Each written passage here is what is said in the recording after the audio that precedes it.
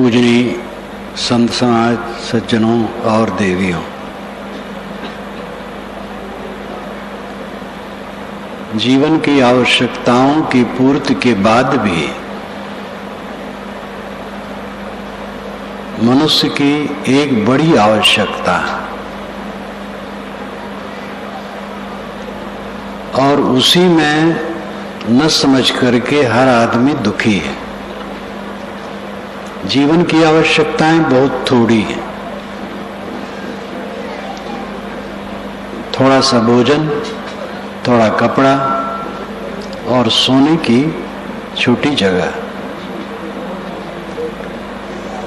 लेकिन जो मनुष्य का मन है उसमें अभाव, रिक्तता, असंतोष ये बराबर बना रहता है। इसको पूर्ण करने के लिए सही समझ न होने से अनेक विषयों में वो लगता है। काम भोग में लगता है, शरीर की आवश्यकता थोड़ी होती है, मन की रिक्तता, मन का असंतोष, मन का अभाव ये भयंकर है। और इसी को पूर्ण करने के लिए लोग अनेक काम करते हैं। काम भोग से इसको पूरा करना चाहते हैं, स्वाद भोग से पूरा करना चाहते हैं, रूप देख करके पूरा करना चाहते हैं। कुछ लोगों को गंध में भी आसक्ति होती है। एक सज्जन कहते थे कि सोने के पूर्व कपड़े पर इतर न छिड़क लूं तो नींद नहीं आती। गंध की आसक्ति कम लोगों में होती। शब्द, सम्मान मिले, पद मिले, बिना पद के कैसे रहा जाए। ऐसे विद्वानों को मैं जानता हूं कि जिस सरणी से उनको विश्वास नहीं है, पद पाते हैं तो उसमें चले जाते हैं।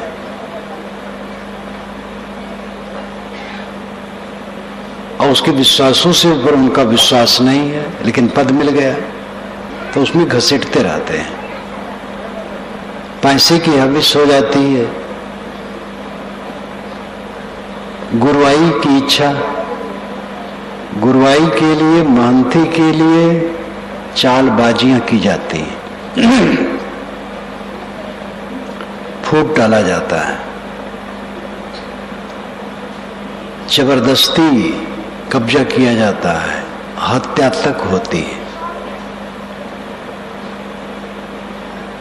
जगत गुरु पद के लिए मुकदमे चलते हैं और जबरदस्त ढंग से दोनों तरफ से अपने को जगत गुरु लिखते रहते हैं और मुकदमे चलते रहते हैं। जज भी पशु पेश में रहते हैं, क्या करो, इसलिए मुकदमे चलते रहते हैं और जगत गुरु मरते रहते हैं। दोनों पक्ष वाले अपने को जगत गुरु लिखते हैं और मुकदमे चलते हैं और पीढ़ी दर पीढ़ी बीतती जाती है। पता नहीं चलता है कब न्याय होगा कि असली जगत गुरु कौन है। जब जज कहेगा जिसको जगत गुरु, वो जगत गुरु बनेगा। ये जगत गुरु की पोल पट्टी है। गुरुवाई के लिए, महंती के लिए, पद के लिए, अधिकार के लिए सारा कुकर्म होता है। ये सब मन की रिक्तता को पूर्ण करने के लिए, और वो कभी पूर्ण होने वाला नहीं। जितना पूर्ण करोगे उतना अपूर्ण लगेगा। पैसे से किसी का मन भरा नहीं है, काम भोग से किसी का मन भरा नहीं है। काम भोग तो निरर्थक है, पैसे की तो जरूरत है शरीर के लिए, थोड़ी जरूरत है। मन जैसा चाहता है वैसा नहीं। काम भोग तो बिल्कुल निरर्थक है, केवल संतान के लिए गृहस्थ को चाहिए बस। बाकी तो छीड़ करना है अपने को और कुछ नहीं। उसमें पढ़ करके कभी संतोष नहीं मिलेगा। स्वाद चखते चखते आदमी बूढ़ा हो जाता है, संतोष कहाँ आता है?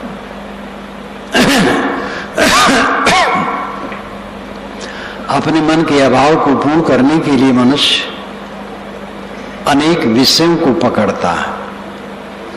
यही उसका अज्ञान है, अविद्या है। मन की रिक्तता, मन का अभाव, मन का असंतोष कैसे मिटेगा? त्याग से। दूसरा रास्ता है ही नहीं। त्याग से मन का असंतोष मिटेगा। न चाहना, इच्छा न करना। इच्छा न करेंगे तो काम कैसे चलेगा? इच्छा इच्छा में अंतर है।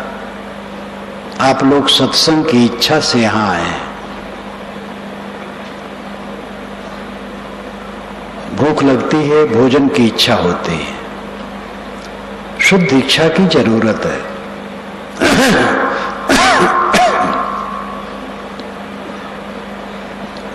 लेकिन जो हमारी हविष्य है, विषयों की लालसा है, वो कभी पूरी नहीं होगी।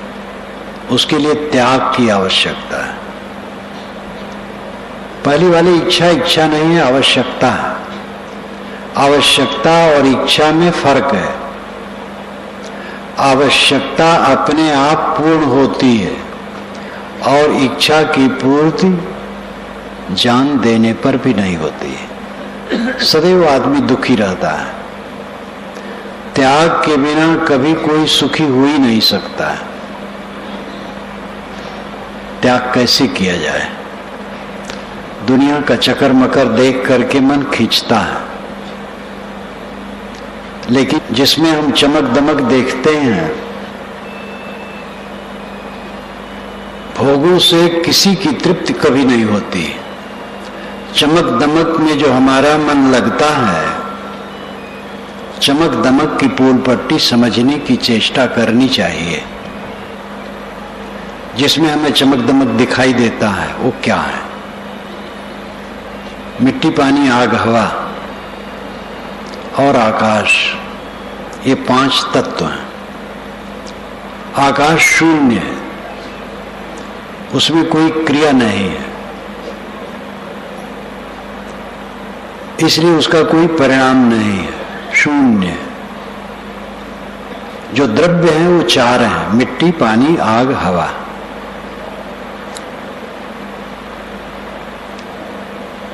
इन चारों को कारण कहते हैं और इनसे बने पदार्थों को कार्य कहते हैं। कारण और कार्य का संसार प्रवाह है। कार्य में विलक्षणता है, उसी में मोह है। नर नारियों की देहें, पेड़ पौधे, मकान, पत्थर, हीरे, कांच, फल फूल, अन्न, बहुत सारी निर्मित वस्तुएं, कपड़े, बर्तन, मशीनें, ये सब के सब कार्य हैं। इनमें मिट्टी, पानी, आग, हवा के कण मिल करके बने और ये निरंतर बदलते हैं और क्षीण हो जाते हैं। सारे कार्य प्रवाह रूप में बनते रहते हैं। जिसमें हम आकर्षित होते हैं वो मिट्टी, पानी, आग, हवा के कणों का संयोग है। विलक्षणता जो दिखती है वो निर्मित है। निर्मित वस्तु क्षीण होती है, स्थिर नहीं होती। जिसको हम आज जिस तरह से देखते हैं वैसे आगे नहीं रहेगा। आज से 40 वर्ष पूर्व जिसमें हम आकर्षित थे, आज उसमें आकर्षित नहीं है। 10 वर्ष पूर्व, 2 वर्ष पूर्व, गत वर्ष जिसमें हम आकर्षित थे उसमें आज आकर्षित नहीं। जीवन में जो हम भोगते हैं उससे अगर सीख नहीं लेंगे तो कहां सीख मिलेगी?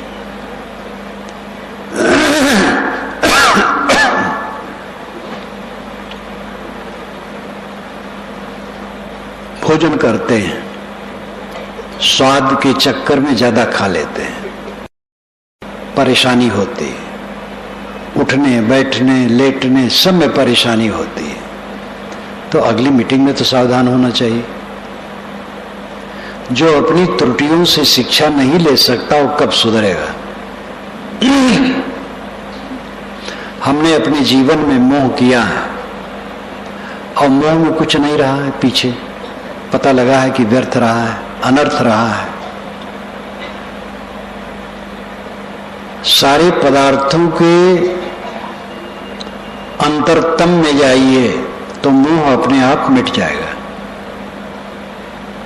सारे पदार्थ मिट्टी है, जो स्थूलता दिखती वो केवल मिट्टी है। ढेर मिट्टी का हर आदमी है, बाद मरने के होता यही है, या तो तुरबत बनेगी जमी पर या चिताओं में जलना पड़ेगा। जिसको हम बहुत माल टाल मान रहे वो है क्या? सारे भोगों, ऐश्वर्यों, पदों, सम्मानों, प्रतिष्ठाओं का आधार शरीर है और शरीर कूड़े कचड़े की ढेर है। एक टोकरी कचड़ा है। कभी कभी दुर्घटना हो जाती है। इसी सुलेम सराय में एक दुर्घटना हुई थी, तो गाड़ी का चक्का उसके ऊपर चल करके पीस दिया था, ट्रक का चक्का। तो कुदारी से उसके शरीर के मलबे को खुरच करके टोकरी में भरना पड़ा। सबका शरीर कूड़ा कचड़ा की एक ढेर है। ये जो सबसे बड़ा घमंड है उसकी ये दशा है। उसके बाद जितनी चमक दमक है वो सब मिट्टी पानी आग हवा के कणों का समूह है, निर्मित पदार्थ है। इस पर चिंतन करो, विचार करो। धीरे धीरे मोह कटेगा। मोह कटेगा तो आकर्षण घटेगा, आकर्षण घटेगा तो अभाव का अनुभव घटेगा। हर समय अभाव, असंतोष, तृष्णा, रिक्तता, शून्यता। माँ बाप का अकेला एक युवक कॉलेज में पढ़ता है। साल भर के बाद मुझे मिला, कहा साहब अकेले में बात करना चाहता हूं। तो अकेला किया। कहा साहब मेरा मन होता है मैं खुदकुशी कर लो, आत्महत्या कर लो। मैंने कहा क्यों? कहीं तो समझ में नहीं आता है। मैंने कहा भोजन नहीं मिलता? कहीं मिलता है। कपड़े में सूट पहन के आया था। माँ बाप का अकेला है, कॉलेज में पढ़ता है। मैंने कहा तुम्हारा दिमाग खराब है, तुम्हारी कामनाएं लंबी लंबी होंगी, पूरी नहीं होती होंगी, इसलिए तुम मरना चाहते हो। लोग घबरा के कहते हैं कि मर जाएंगे, लेकिन मर के चैन न पाए तो किधर जाएंगे? ये शरीर का छूट जाना हमारा आपका अंत नहीं है। आत्मा अनंत है, न अंत होने वाला, न समाप्त होने वाला। शरीर छूट जाएगा। दूसरे की हत्या करना, अपनी हत्या करना, दोनों महापाप है। शरीर से अत्यंत क्लेश उत्पन्न होने पर दुनिया के चिंतक सोचते हैं छूट देनी चाहिए। किसी के शरीर में अत्यंत क्लेश है, रह नहीं पाता है, तो संविधान में होना चाहिए कि वो डॉक्टर से कहे और डॉक्टर इंजेक्शन दे दे और सो जाए सदा के लिए। लेकिन इसके परिणाम को देखते हुए रुके हैं। एक देश में कहीं शायद लागू है, छोटे से देश में, और कोई इसको स्वीकार नहीं। इसमें तो खूब अत्याचार होगा। धन खूब है और 2-4 लाख रुपया दे दिया जाएगा डॉक्टर को। जाली दस्तखत करवा लिया जाएगा, दवाई दे दी जाएगी, मर जाएगा, लड़का बन जाएगा मालिक। और लड़का ही नहीं, ये तो गुरु बाबा को भी मारा जा सकता है। ऐसे चेले दुनिया में हैं, ऐसे मठ भी हैं जहां केवल महंती के लिए धमा चौकड़ी है, साधना के लिए नहीं। सौभाग्य उन संतों का जो साधना में तत्पर है, जो कोई भी कुछ अपने लिए नहीं चाहता है। ये विशेषता जब मैं अपने संस्थान की याद करता हूं, जिसको मैंने अध्यक्ष, मंत्री, उपाध्यक्ष, कोषाध्यक्ष इत्यादि बनाया, अपने तरफ से बनाया, और सब तैयार रहते हैं कि जब छोड़ना हो छोड़ दें, कुछ नहीं चाहते कोई, तत्काल 1 मिनट में कहूं सब छोड़ दो, तुरंत छोड़ दें, अपने पास कुछ नहीं रखते हैं। जो उनको भी दक्षिणा चलती है सेवा में लगा देते हैं। ये वास्तविकता की बात है। ऐसे और जगहें भी होंगी और मठ भी होंगे, केवल यही नहीं और भी जगहें हैं, लेकिन ऐसी जगहें कम है। कुछ जगहें हैं लालसा तो है, लेकिन उसको लेकर के पाप नहीं करेंगे। और इतनी इसी जगहें हैं जहां षड्यंत्र ही चलता है मानती और गुरुआई के लिए, और महा पाप होते हैं। इसलिए सरकार ये कानून नहीं बना रही। शारीरिक पीड़ा से अत्यंत उत्तप्त हो, पीड़ित हो, तो कानून हो कि वह अपना बयान दे दे कि मैं मरना चाहता हूं, और फिर उसको दवाई दे दी जाए, इंजेक्शन दे दिया जाए। आजकल तो ऐसे इंजेक्शन है कि जिसको लगा देने पर उसको तकलीफ भी नहीं होगी, सो जाएगा बस। लेकिन इसके दुरुपयोग को देख करके विधि बनाने वाले स्वीकार नहीं करते। आत्महत्या पर हत्या दोनों पाप है। आजकल आत्महत्या खूब चल रही है, क्योंकि चक्कर मकर बहुत बढ़ गया है, मन पूरा नहीं होता है, इसलिए लोग आत्महत्या खूब करते हैं। इसी प्रीतम नगर में एक युवती ने आत्महत्या कर ली थी। उसको सिलेंडर गैस और चूल्हा का इंतजाम उसका पति तत्काल नहीं कर सकता था। कहा था कि कुछ दिन में कर दूंगा, और भी उसके मन में कला रहा होगा, बस अंदर में जाकर के उसने फांसी लगा लिया। तो उसका दाह करके जब वो मेरे पास आया नीचे, मैं प्रीतम नगर में रहता था, 15 वर्ष की बात होगी, तो संदेश भेजा कि मैं दाह कर्म करके हूं, तो ऊपर आऊं तो महाराज स्वीकार करेंगे। मैंने कहा बिल्कुल आवे, ये सब मैं नहीं मानता हूं। दाह कर्म कर दिया तो पापी हो गया। मृत का दाह किया जाता है। तो आत्महत्याएं खूब हो रही हैं आजकल। पहले आत्महत्याएं इस ढंग से नहीं होती थी। अंग्रेज गवर्नमेंट के जमाने की बात मुझे याद है, गांव में ऐसे भी लोग होते थे जिनको सावन भादों में कभी कभी भोजन नहीं मिलता था, चूल्हा नहीं चलता था। तो आसपास के लोग उनको कुछ देते थे।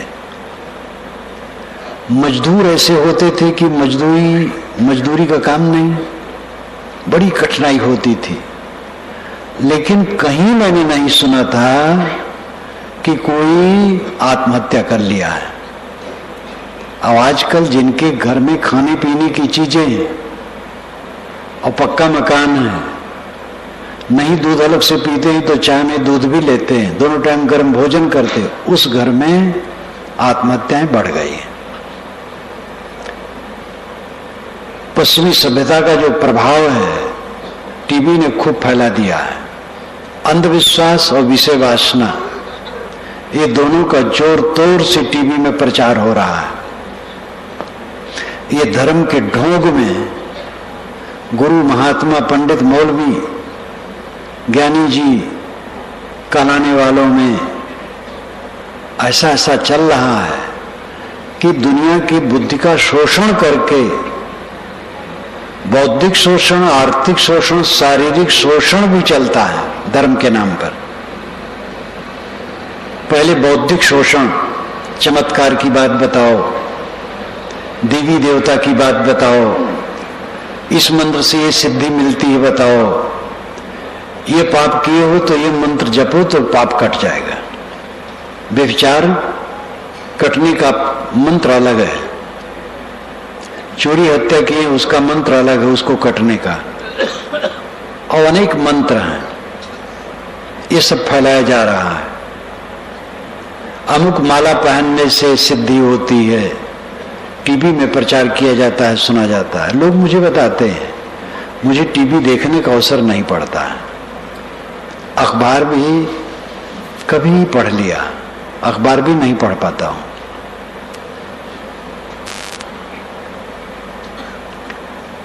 अखबार भी नहीं पढ़ पाता हूं। तो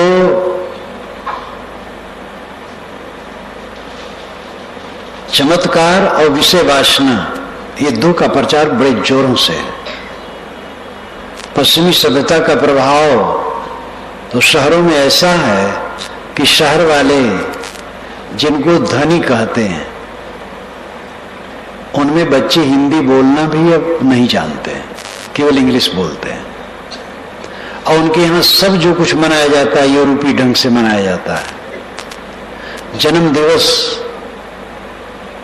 बर्थडे घर में अब नहीं मनाते, होटल में मनाते हैं।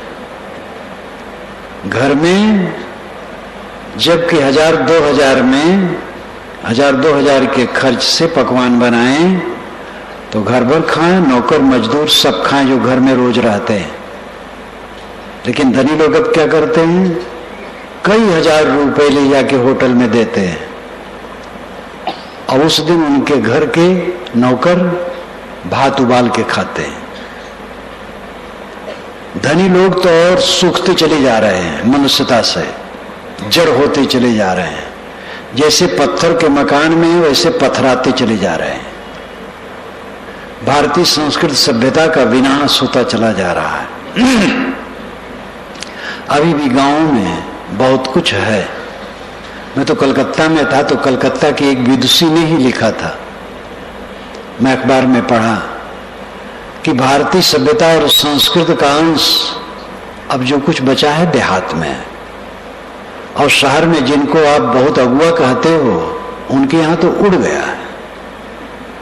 और टीवी ने जो अनर्थ किया, हद किया है। विषय वासना की वृद्धि और चमत्कार की वृद्धि। अब चमत्कार, महात्माओं के नाम पर चमत्कार, जो जीवन भर वैराग्य में रहे। शिरडी के साईं जी महाराज, साईं बाबा वैरागवान पुरुष थे। मेरा साक्षात्कार नहीं था, मुझे ज्यादा तो पता नहीं, लेकिन वो वैरागवान थे। उनके नाम पर सुनता हूं चमत्कार का इतना प्रचार किया जा रहा है टीवी में आजकल। किताब मैंने तो नहीं पढ़ी, लेकिन मेरा जहां कंपोज होता है ग्रंथ, तो उनके प्रूफ के पीठ पर कभी मेरा प्रूफ आ जाता था, तो पीठ का पढ़ता था, तो चमत्कार साईं बाबा का उसमें पढ़ा। भयंकर चमत्कार। संस्था बना लेते हैं लोग, कोई महात्मा हुए, उनको इतना भुनाते हैं। वे महात्मा कितने विरक्त थे, कितना साधना परायण थे, पीछे वाले पैसा बटोरने के लिए इतना इतना अत्याचार करते हैं। सुनता हूं 28 करोड़ का सोने का सिंहासन उनका बना है साईं बाबा के चित्र रखने का या मूर्ति रखने का। कितना दुरुपयोग है। इससे तो कई हॉस्पिटल बन सकते थे। इतनी ऐसी ऐसी मूर्तियां स्थापित की जाती हैं, 100 फीट की मूर्ति, सोने चांदी की मूर्ति, ये सब पागलपन। तो चमत्कार की वृद्धि, विषय वासना की वृद्धि टीवी से खूब किया जा रहा है। और सरकार क्या करेगी? सरकार तो मुर्दा है, वो तो जैसे चलाओ वैसे चलती है सरकार। सरकार भी कोई एक व्यक्ति तो है नहीं, सब दस्तखत करवा लो, सब चालू करवा लो, सरकार करती रहती है, कुल होता रहता है। चुस्ती दुरुस्ती नाम की चीज कहीं नहीं है। पैसा चाहिए, पैसा से कुछ भी करवाओ। तो जिससे मन उफान शैतान में ज्यादा लगे, ऐसा प्रचार बहुत ज्यादा हो रहा है। लेकिन जो दुर्दशा है देश की, ऐसी बढ़ती जाएगी। पागलपन बढ़ रहा है, व्यभिचार बढ़ रहा है, हत्या बढ़ रही है, धर्म के नाम पर हत्या बढ़ रही है, सब उत्पात बढ़ रहा है। और उसके पीछे है भोग की भावना। केवल त्याग से शांति मिलेगी और कहीं शांति का कोई आधार नहीं। केवल त्याग, त्याग से ही हमें शांति मिलेगी। जीवन निर्वाह की वस्तुओं का गुजर के लिए थोड़ा प्रयोग, सादा थोड़ा प्रयोग है। और मन की रिक्तता को दूर करने के लिए त्याग चाहिए, भोग नहीं। भोग जितना करोगे तृष्णा उतनी बढ़ेगी, रिक्तता, शून्यता, अभाव उतना बढ़ेगा, असंतोष उतना बढ़ेगा। जितना हम सांसारिकता में डूबेंगे उतना चित्त क्लिष्ट होगा, पीड़ित होगा, उलझा हुआ होगा, उद्वेगित होगा, अशांत होगा। जितना इससे अपने को अलग करेंगे उतनी शांति मिलेगी। अब अलग होना है। भीड़ कितने दिन की है? सारी भीड़ छट जाने वाली है, शरीर मिट जाने वाला है, अकेला हो जाएगा जीव। भीड़ में भी अकेला है। इतनी भीड़ बैठी है, किसी के पेट में दर्द है, भीड़ क्या करेगी? दर्द उसको भोगना है। किसी के मन में बेचैनी है, उसको भोगना है, भीड़ क्या करेगी? किसी के मन में शांति है, शांति का लाभ उसे मिलेगा। भीड़ में रहते हुए भी हम अकेले हैं। साथी बरातियों से संपन्न होने पर भी हम अकेले हैं। बिस्तर पर जाते हैं तो हम सो जाते हैं, अकेले रहते हैं। शौचालय भी जाते हैं, अकेले रहते हैं। नींद आती तो अकेले रहते हैं। अंत में अकेला सबको होना है। भीड़ एक छलावा है। भीड़ से जो अपने को जोड़ते हैं, अपने साथ धोखा देते हैं। भीड़ तो कारणवश इकट्ठी होती है। यहां एक शुभ कारण है, ज्ञान के आदान प्रदान का। आप लोगों को धन्यवाद है, कहां कहां से आप आते हैं, कितना कष्ट उठा करके। भीड़ में स्वाभाविक व्यवस्था उतनी नहीं हो पाती है। सुबह मैं उठा, घूमने गया तो कितने लोग छत पर लेटे थे। इसमें भी आप लोग समझदार हैं, समझते हैं कि भीड़ में सब लोग सह लेते हैं और जिस लाभ के लिए आए उस पर ध्यान रखते हैं। ये आपकी विशेषता है। कहीं की भी भीड़ हो, किसी मकसद से भीड़ होती है और भीड़ छट जाती है। जीव के साथ में भीड़ रहने वाली नहीं है। जीव के साथ में कोई लौकिक उपलब्धि रहने वाली नहीं है, कोई पद रहने वाला नहीं है। बड़े बड़े अफसर हैं, रिटायर होते हैं, असंतोष में पीड़ित होते हैं। मिलने आते हैं, कमिश्नर हैं, कलेक्टर हैं, उनको लगता है, कहते महाराज बोर बहुत हो रहा हूं। अब पद पर थे तो सुबह होते ही लाइन लग जाती थी दरवाजे पर। अब कोई पूछने वाला नहीं है, बोर होते हैं, क्योंकि अपने अकेलेपन का अनुभव उन्होंने किया कभी नहीं। अपने आत्मा के विषय में कभी सोचा ही नहीं, मैं अकेला हूं, आत्मा के साथ कुछ नहीं। कर्म के अनुसार ये देह बनी है और देह के कारण प्राणी पदार्थों का संबंध हुआ है। हुआ है और एक एक छट रहा है और छटते चला जाएगा और छट करके रहेगा। कितना कोई दुलरुआ बने, मेरी पत्नी का मैं प्राणाधार हूं, या कोई दीवी कहे मेरा पति तो मुझे अपने सिर पर रखना चाहता है, कोई गुरु कहे हमारे बहुत अनुगामी हैं, हमारे शिष्य हमें हाथों पर रखना चाहते हैं, कोई नेता कोई धनी कितना दुलरुआ बने, मैं बहुतों को दुलारा हूं, झूठा है। ये कुछ रहेगा नहीं किसी का। शरीर गलेगा, बूढ़ा होगा या बीच में मर जाएगा, नहीं तो बूढ़ा होके मरेगा। सारे रंग में भंग होना सबका पक्का है। इस अटल नियम को कोई टाल नहीं सकता है। इस बात को हम पहले समझें, अंत में होने वाली दशा को पहले समझें। अगर ये बात समझ जाएं तो दुनिया में पाप न हो। कुछ लोग कहते हैं ऐसा समझेंगे तो गतिशील नहीं रहेंगे, उत्साहहीन हो जाएंगे। ऐसा प्रश्न वही करते हैं जो दुनियादारी में डूबे हैं, उनको अनुभव ही नहीं है। दुनिया में जितने ज्ञानी पुरुष हुए हैं अत्यंत गतिशील हुए हैं। कबीर साहब ने कहा, झूठ झूठा कह डारहु मिथ्या यह संसार। संसार झूठा है, झूठा करके छोड़ दो, मिथ्या है। और वो कबीर जीवन भर समाज के कल्याण के लिए घूमते रहे, देश विदेश से हों फिरा। उन्होंने कहा गाड़ी मोटर का कोई साधन नहीं, पैदल गुजरात साहब 4 बार गए हैं। वहां तो कल्पना कर ली गई है कि साहब 8 वर्ष की उम्र में आए हैं।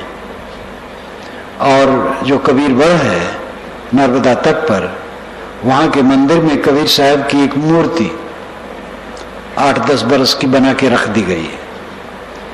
लोग कहे कि यहां साहब 8 वर्ष की उम्र में आए थे, ये गलत है। जवान हो गए थे तब गए थे, 30 वर्ष की उम्र के बाद गए थे। वहां पर वैष्णव शैव और शाक्तों में द्वंद्व था, बहुत विवाद था, यहां तक तलवार चलने की बात आ जाती थी। तो वहां के जो सुलझे हुए साधु संत भक्त थे, उन्होंने मीटिंग करके अपने प्रतिनिधि भेजे थे काशी। तो कबीर साहब वहां गए थे, ये वहां की पुस्तकों में लिखा है। गिरनार पर सभा हुई थी, बड़ी कटाकटी आपस में हुई थी। कबीर साहब ने अंतिम भाषण किया और उसमें संतोष हुआ। वैष्णव और शैव तो बिल्कुल मान गए, शाक्तों में कुछ उद्दंडता शेष रही, लेकिन फिर भी काफी समाधान हुआ। 4 बार साहब गुजरात गए। जब उनकी उम्र 119 वर्ष की हो गई थी, 119 वर्ष 7 महीने 25 दिन रह करके उन्होंने शरीर छोड़ा। जब 119 वर्ष की हो गई थी, तब वे काशी से मगहर इसलिए गए कि ये अंधविश्वास टूटे कि काशी में मरने से मोक्ष होता है और मगहर में मरने से गधा होना होता, और चल दिए।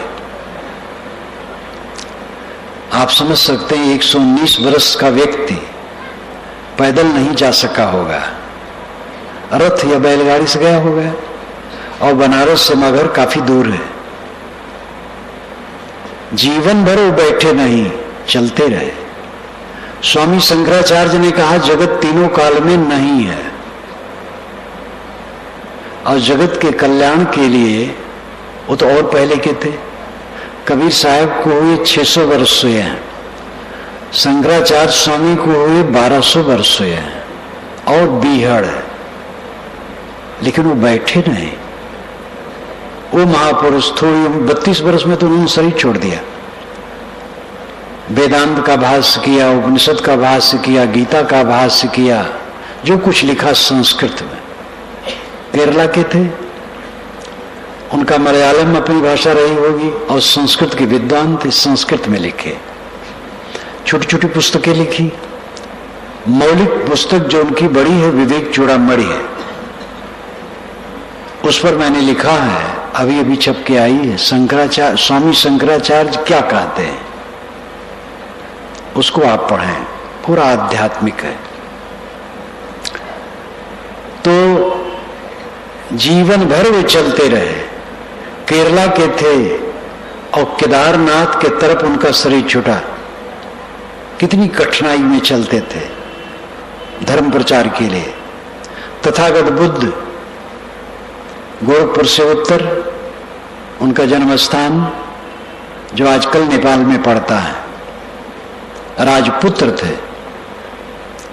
घर छोड़े, 5 वर्षों तक तप किए, फिर उनको संतोष हुआ, प्रचार में निकले।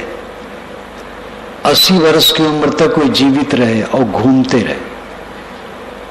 चौमासा केवल वर्षावासो करते थे और घूमते रहते थे।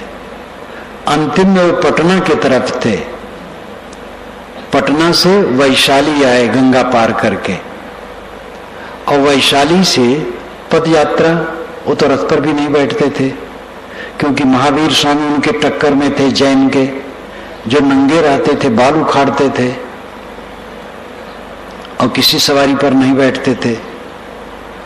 तो तथागत बुद्ध भी किसी पर नहीं, सवारी पर नहीं बैठते थे, पैदल चलते थे। पैदल चलते चलते आए हैं गोरखपुर क्षेत्र में, वहीं पर उनका पेट गड़बड़ हुआ है और 1-2 साल वृक्षों के बीच में कपड़ा बिछा दिया गया, लेट गए, वहीं उनका शरीर छूटा है। जिन्होंने कहा संसार स्वप्न है, मिथ्या है, वो संसार की सेवा में जीवन भर घूमते रहे और अपने ढंग से सेवा करते रहे। जो समझ लेता है संसार सारहीन है, वो त्यागी हो जाता है, और त्यागी सबकी सेवा करता है। वो त्यागी केवल साधु में नहीं होते, सब में होते हैं। ऐसे ऐसे त्यागी राजनीति में हुए हैं जो राजेंद्र बाबू को लो, जो राष्ट्रपति हुए, 10,000 रुपया तनख्वाह थी, 6,000 लेते थे, 4,000 छोड़ देते थे। नायक एक पदवी थी, मुख्यमंत्री थे बिहार के, नाम याद नहीं है, नायक पदवी थी उनकी। जब वह उनके घर में विवाह था, वो तो पटना में थे, तो और मंत्री और अधिकारी मिल करके मुख्य सड़क से उनके घर की सड़क को मोरमी से पटवाए और जगह जगह बांस गड़वा करके वायर लगाए, बिजली वहां नहीं थी। जब आए, मुख्य सड़क से उतरे, उनकी गाड़ी उतरी, उनको आश्चर्य लगा, सब देखते गए, अपने दरवाजे पर खड़े हुए, कहे कि ये वायर और बांस किस पैसे से लगा है, और ये मोरबी जो बिछाई गई है, ये पैसा कहां से आया? तो मैं नहीं कहूंगा कि मोरबी खोद करके अलग फेंको, लेकिन कम से कम वायर निकालो और बांस उखाड़ो। सारे बांस उखाड़ दिए गए, सारे वायर बटोर दिए गए, और कहे गैस के प्रकाश में शादी होगी। ऐसे ऐसे त्यागी पुरुष आज भी हैं। आज सुना नहीं है, राजनीति में अत्यंत भ्रष्टता बढ़ गई है, लेकिन आज भी ऐसे हैं। जहां कोई त्यागी होगा वही समाज की ठीक से सेवा कर सकेगा। जहां भोगी होगा वहां वो हिंसा करेगा, लूटेगा, ठगेगा, धोखा देगा। त्याग का इतने मतलब नहीं घर छोड़ करके साधु हो जाए, वेश धर ले, इतने त्याग नहीं। सब जगह त्याग की जरूरत है। साधु वेश धर ले, वहां त्यागी नहीं है तो वेश धरने से क्या होगा? गृहस्थ को, विरक्त को, स्त्री को, पुरुष को, सबको त्यागी होने की जरूरत है। पति पत्नी है, विवाह, नवविवाहित दंपति, दोनों में त्याग भाव है तो दोनों सुखी रहेंगे। भोग भाव है तो दुखी हो जाएंगे, थोड़े दिन में कलह होगा, क्योंकि पत्नी की इच्छा पति पूरी नहीं कर पाएगा और पति की इच्छा पत्नी पूरी नहीं कर पाएगी। भोग की भावना सदैव हिंसा पैदा करती है। जो अपने ऊपर ज्यादा खर्च करना चाहेगा वो संग्रह ज्यादा करेगा और संग्रह में पाप करेगा। समाज परिवार के लिए संग्रह ठीक है, लेकिन वो संग्रह खर्च होते रहना चाहिए, विवेक से सब कुछ होना चाहिए। ये बिल्कुल भूल जाना चाहिए कि अगर संसार को निस्सार मान लिया जाएगा तो आदमी निकम्मा हो जाएगा। कैसे निकम्मा हो जाएगा? मैं अपना ही अनुभव बताता हूं। जब मुझे कबीर साहब के विचार मिले भक्ति भावना में, तो मैं पहले खूब रमता था। राम, कृष्ण, विष्णु, शिव, ये चार मेरे उपास्य थे। खूब अनुराग, खूब जप, गीता रामायण पाठ, वेद शास्त्र पाठ खूब लगा रहता था। जब मुझे 17-18 वर्ष की उम्र में कबीर साहब के विचारों का ज्ञान हुआ, तब बातें साफ आने लगी। पहले तो चौंक हुई, जो मैं मानता था उसका कई का खंडन समझने लगा तो समझ आई। पुराण में पढ़ता था परम पद निर्वाण को प्राप्त हो गए, भगवान के धाम में चले गए। तो मैं सोचता था ऊपर कोई लोक होगा, वहां पर बहुत अच्छी गद्दी लगी होगी, वही परम पद होगा। कबीर साहब की वाणी पढ़ी तब बात समझ में आई। उपनिषदों में इसकी चर्चा है, लेकिन पंडितों ने उपनिषदों का विस्तार नहीं किया। उससे उनको फायदा नहीं था, कर्मकांड से फायदा था। कबीर साहब की वाणी जब पढ़ी तो बात समझ में आई। तो मुझे लगने लगा गृह त्याग की जरूरत है, गृह में रह करके काम नहीं होगा। लेकिन जो मेरा मोह है ये बड़ा जटिल है, कैसे छोड़ूंगा? अत्यंत मोह है। उस उम्र में मैं ही घर का प्रबंधक था, तो बेचैनी हो जाती थी। कभी कभी अकेले में रात, पहले तो भगवान के लिए रोता था, अब रोना होता था कि कैसे त्याग हो गया। अकेले में दिखावा कभी नहीं किया और ये मेरा अनुराग चलता गया। लेकिन मेरे मन में संकल्प था कि कदम तब उठेगा जब मोह बिल्कुल मिट जाएगा, यहां के लिए कुछ नहीं लगेगा, तब कदम निकलेगा। और इस अनुराग में मैं साधना करने लगा। मुझे याद है ये समय जो बीत रहा है, इसके 2 घंटा के पहले की बात, 10 बजे की बात होगी। चैत का महीना होगा। एक संत पारखी आए, नाम भी उनका पता नहीं, गेहुआ रंग के, मझले कद के, हल्के बदन के, 50 की उम्र करीब। थोड़ा सा सामान लिए थे। मैंने प्रणाम किया, बंदगी की, बैठाया, कहा साहब भोजन बनाइए। कहे भोजन एक खुराक बनाना है, बना लेंगे, बैठो, पूछना हो पूछो। मैंने कहा महाराज जो समझना था समझ लिया, ये मोह छोड़ना बड़ा मुश्किल है। बिना मोह छूटे काम नहीं बनेगा और मोह छोड़ना बड़ा कठिन लग रहा है। उन्होंने कहा जिस ढंग से तुम्हारा अनुराग है ऐसा छूटेगा कि तुम पता नहीं पाओगे कैसे छूट गया। ये वचन उनका कभी मुझे भूलेगा नहीं। 3 वर्ष पूरा हुआ और ऐसा लगता था कि मैं कहीं बैठा हूं, अपनों में नहीं हूं। और वहां से उठा और चला, न तब न अब 1 मिनट के लिए सिहरन भी नहीं हुई उधर के मोह के लिए। अब तो बहुत दिन बीत गए, सन 53 में छोड़ा हूं। मैं अपने मोह को जानता था, प्रबल मोह, और 3 वर्ष के अभ्यास में वो मोह एकदम खत्म हो गया। कैसे नहीं टूटेगा? मैं एक अभ्यास ज्यादा करने लगा था, सब मिट्टी है। परिवार वालों को मिट्टी समझता, मैं अपने शरीर को मिट्टी समझता था, मकान मिट्टी समझता था, बाग मिट्टी समझता था और कल्पना करता था मिट्टी का धूल है और छीड़ छीड़ होकर के गिर रहा, गल रहा, सब मिट्टी है, सब मिट्टी है। मृत्यु का अभ्यास करता था, लेट जाता था और कल्पना करता था शरीर मर गया है। इतने दिन से मरने की कल्पना करता हूं, अभी शरीर नहीं मरा, बुढ़ा गया। तो ये भय क्या कि मरने की कल्पना करूंगा तो मर जाऊंगा, और मरने की कल्पना जो नहीं करेगा नहीं मरेगा, सब मरेंगे। संसार को सारहीन समझ ले तो गतिहीन हो जाएगा। गुरु जी की शरण में आया, जो बन सकता है करता रहा, आज भी कर रहा हूं, इस बुढ़ापा में भी काम कर रहा हूं, काम तो नहीं छोड़ा।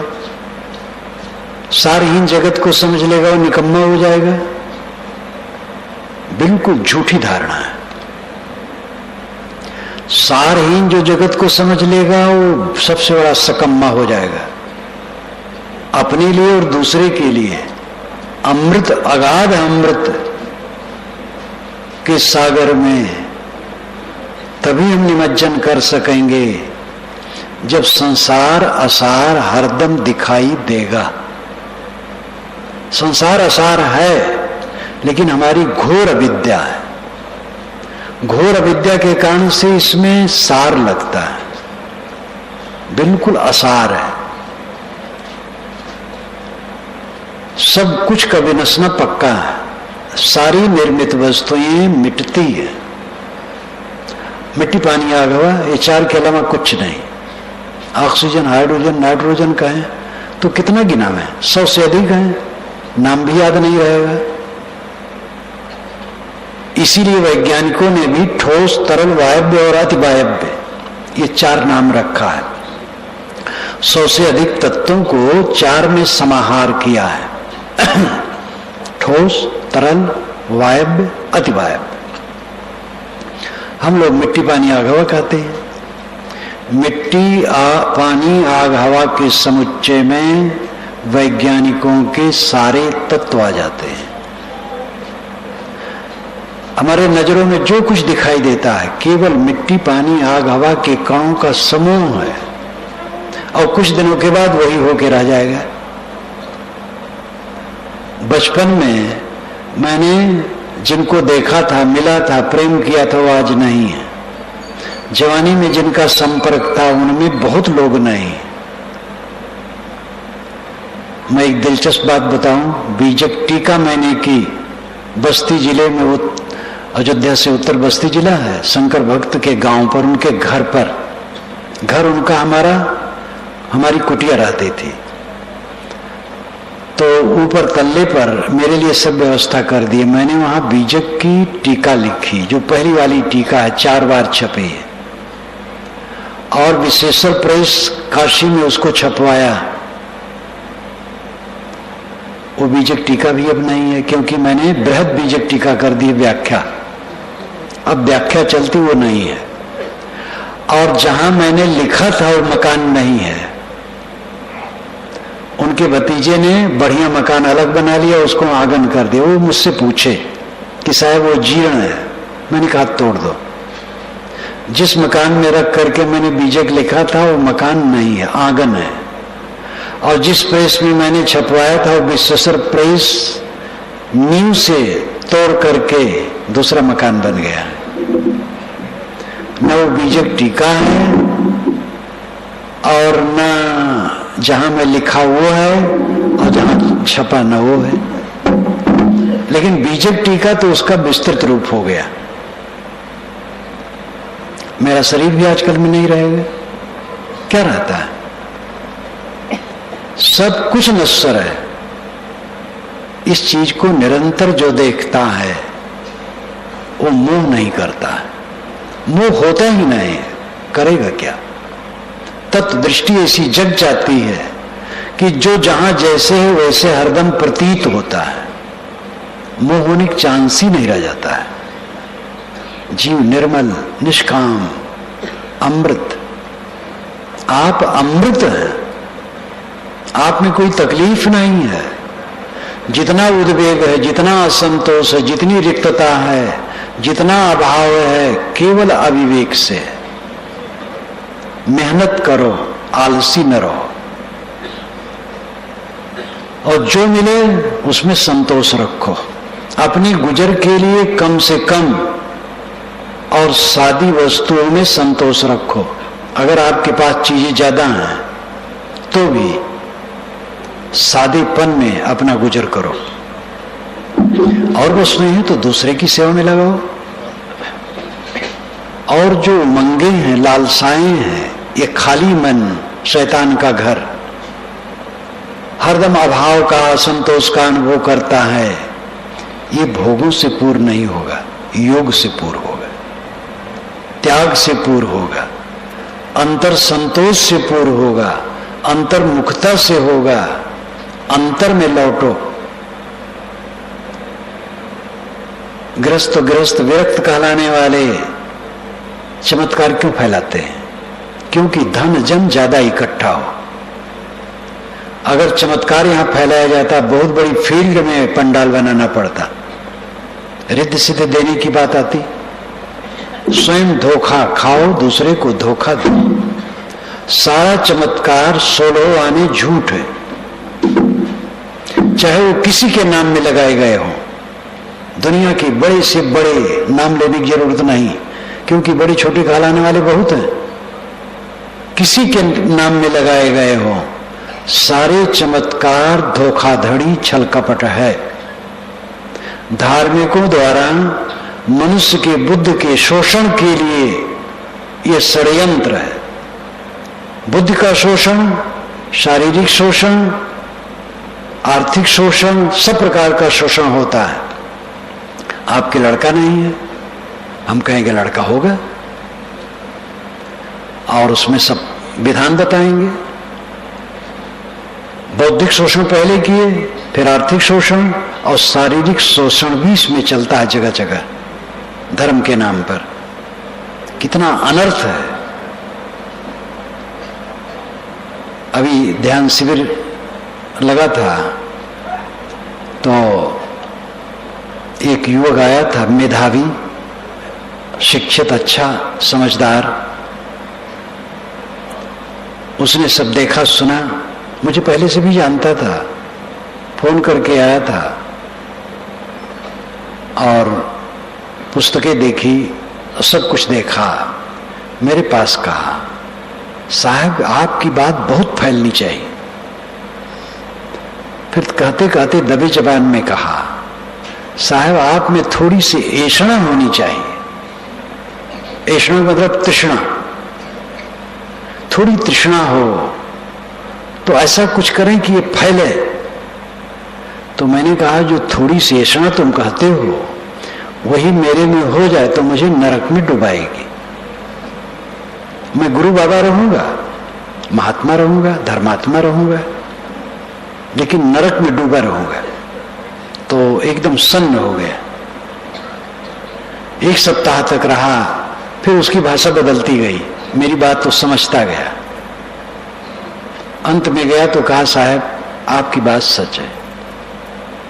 बहुत गुरुओं में घूमता है, प्रवचन भी करता है। धर्म के नाम पर बड़ी बड़ी धांधलियां चल रही हैं, बड़ा बड़ा धोखा है, सारे चमत्कार झुठाई है। किसी चमत्कार में प्रलोभन मत करो, किसी की महिमा में मत डूबो, मत भटको। महिमा झूठी है, भीड़ झूठी है, सारा संजोग झूठा है, सारा ऐश्वर्य झूठा है। जो आज है कल न रहे, सच कहाँ है? इसलिए जो चीजें उपलब्ध हैं उनका उपयोग करो समाज की सेवा में, और अपने आप को त्याग के जीवन में गतिशील करो। गृहस्थ विरक्त स्त्री पुरुष जहां जो हैं संयमी बने, अंतर्मुख बने, और वो अपने मन में निश्चय कर लें कि त्याग से मन का असंतोष मिटेगा, भोग से बढ़ेगा। मैंने कहा था कि शरीर की आवश्यकता हमारी थोड़ी है, वो पूरी हो जाती है।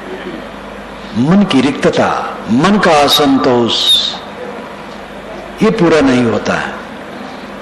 और इसी को पूरा करने के लिए अनेक विषय को लोग पकड़ते हैं। कोई काम भोग में जम के डट पड़े, तो कोई राजनीति में, तो कोई खूब पैसा कमाने में, तो कोई खूब चेला बनाने में, जैसे भी बने, और कोई मठ मंदिरों पर अधिकार करने में, तो कोई कहीं।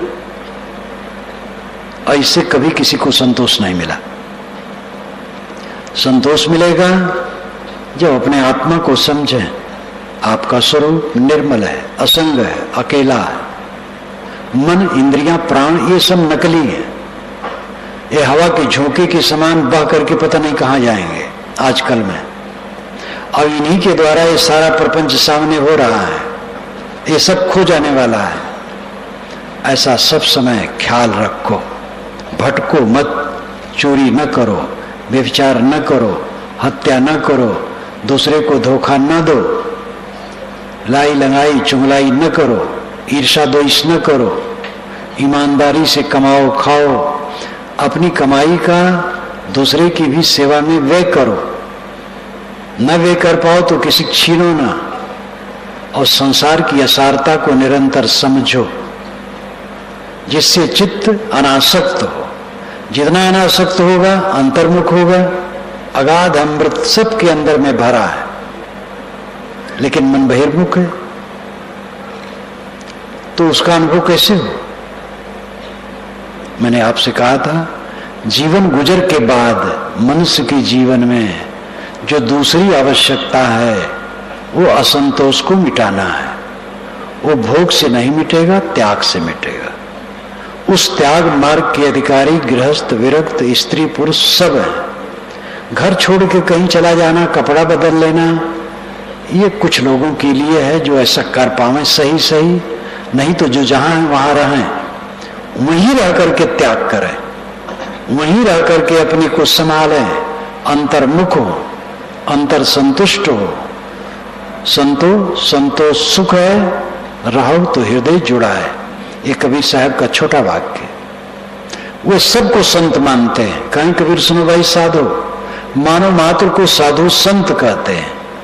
ऐ संतो, ऐ मनुष्यों सुनो, अगर संतोष दिल में आ जाए तो हृदय जुड़ा है। उनकी पूरी एक साखी गोधन, गजधन, बाजधन और रतन धन खान। जब आवे संतोष धन, सब धन धूरी समान। बस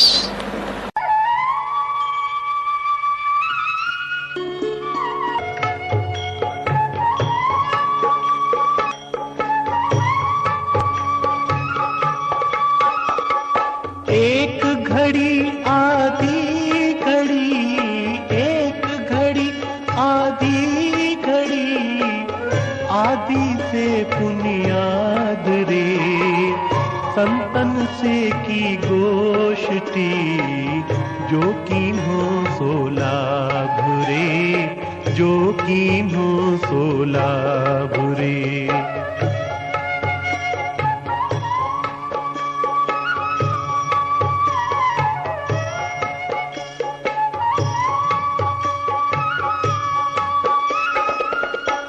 मधुर वचन है औषधि,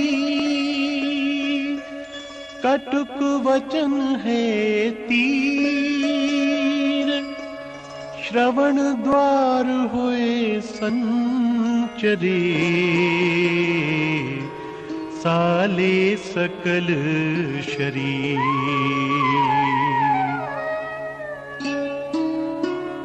साचे श्राप न लागे, साचे श्राप न लागे, साचे काल न खाए रे, साचे ही साचा जो चले, ताको काहन शाय रे, ताको काहन शाय।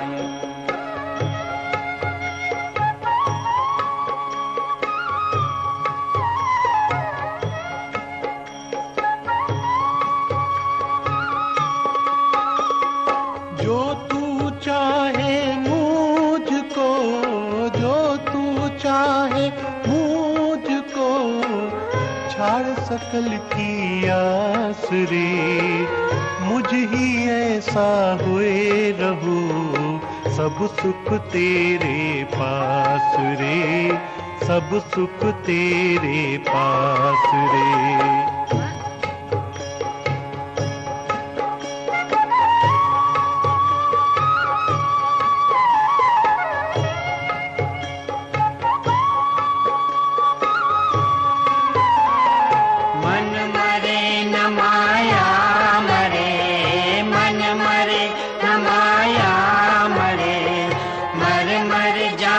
शरीर रे आशा तृष्णा